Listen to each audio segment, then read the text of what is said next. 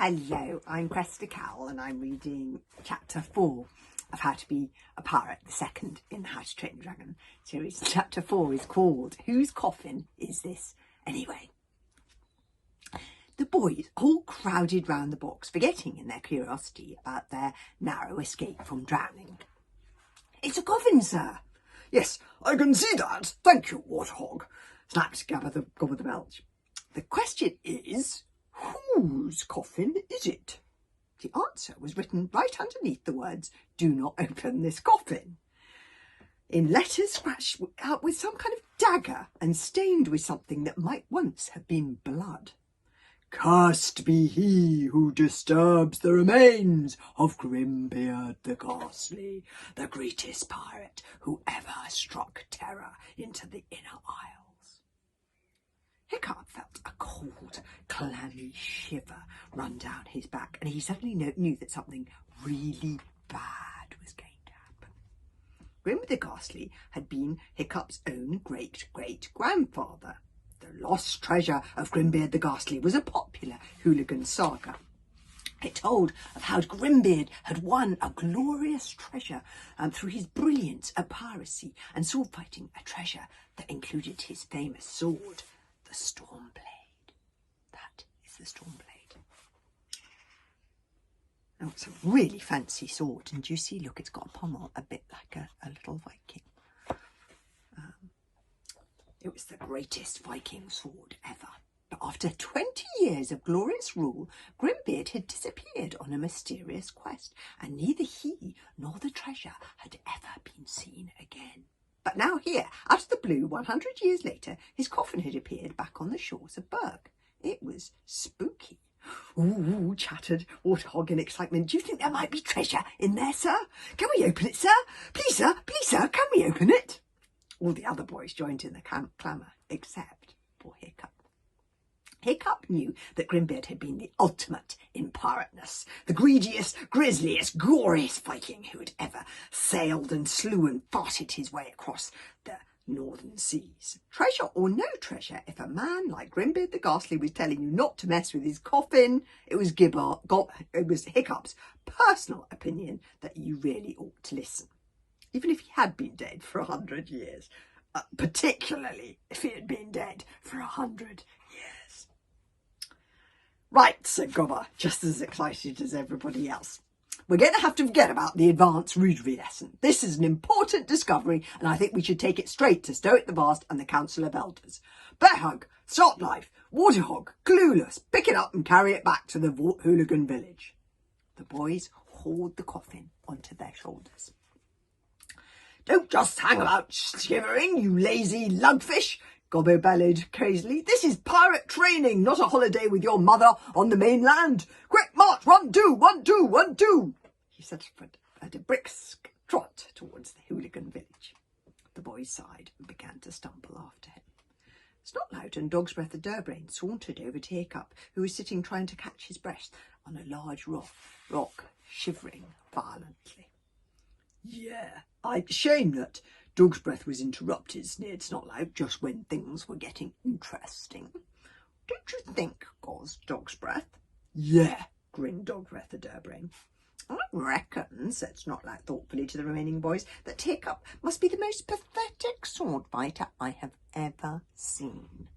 Don't you think, guys? I mean, face it, Hiccup, and somebody who fights like a granny with a back problem is never going to be chief of this tribe.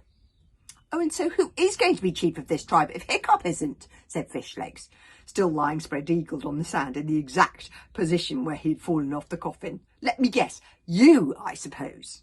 Snotlout flexed his muscles, making the skeleton tattoo on his right bicep grin smugly. I am the obvious choice, said Snotlout. I've got noble blood. Snotlout was Hiccup's cousin, you see, the son of Baggybum the Beer Belly, Chief Stoic the Vast's younger brother.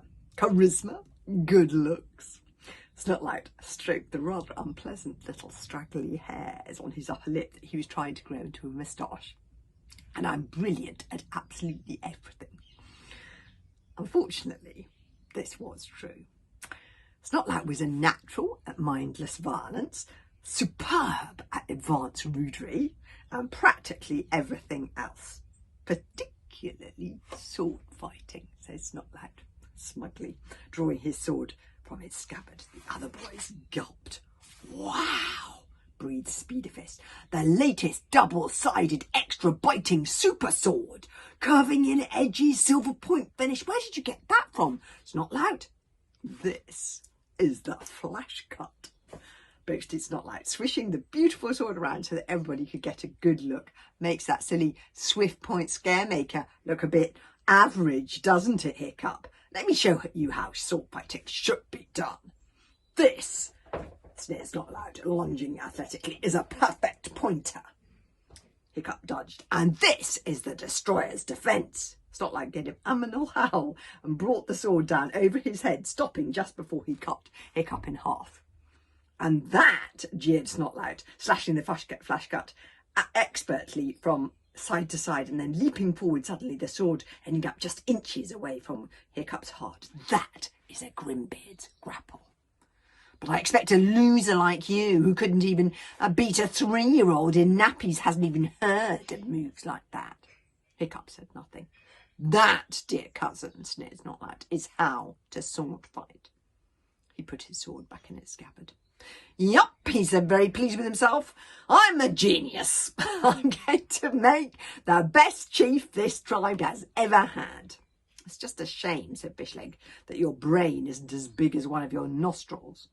Snotlout looked irritated for a second as all the other boys laughed. He grabbed Hiccup by the scruff of the neck and lifted him clear off the ground. Amazing how the wooden case to that sword fell off, isn't it? He spat right into Hiccup's face. You were lucky this time. But the question is, can you be lucky all the time? Think about it, loser. Come on, dog's breath. Let's leave the girlies to get their beauty sleep. He dropped Hiccup, and as he went, he trod heavily and deliberately on one of Fishleg's hands. Whoops, laughed Snotlout. Ho, ho, ho, ho, ho, snorted Dog's Breath and Durbrain, and they jogged off.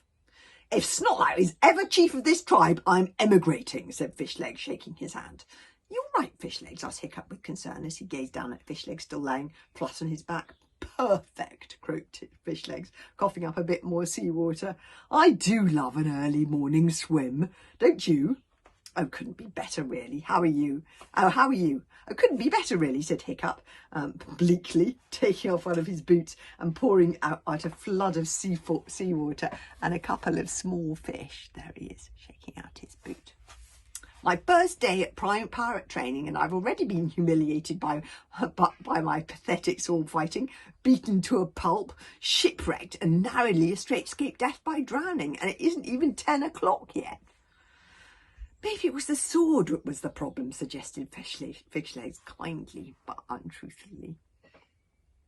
Hiccup brightened up. You could be right, he said eagerly. It felt a bit light in my hands. Perhaps I need something a bit chunkier, to get some weight behind my swing. He did a few imaginary lunges in the air. That must be it, because I still have this feeling that sword fighting is going to be my thing, Yeah, said Fishlegs, not wanting to hurt Hiccup's feelings by mentioning that it had been the worst display of sword fighting he had ever seen. And you need a lot more practice, don't you think? Hiccup nodded enthusiastically. Anyway, he said, we need to get after the others. I'm freezing and I have a horrible feeling that some idiot is going to suggest opening that coffin, which says quite clearly, do not open. It would be just the sort of mindlessly stupid thing they would do. What do you think could be in it? Asked Fishlegs. I don't know, said Hiccup, but a pirate like Grimbeard the Ghastly won't have hidden the treasure in it without booby-trapping it in some way. You read what it said on the top. A man like him could have thought of all sorts of unpleasant surprises. Fishlegs sighed and struggled to his feet.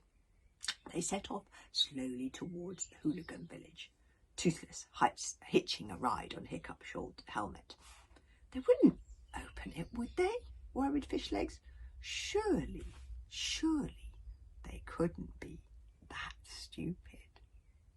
Do you think they could be that stupid? Well, chapter 5 is called Do Not Open a Coffin that says do not open on the front. So I think they could be that stupid, but we'll have to find out tomorrow.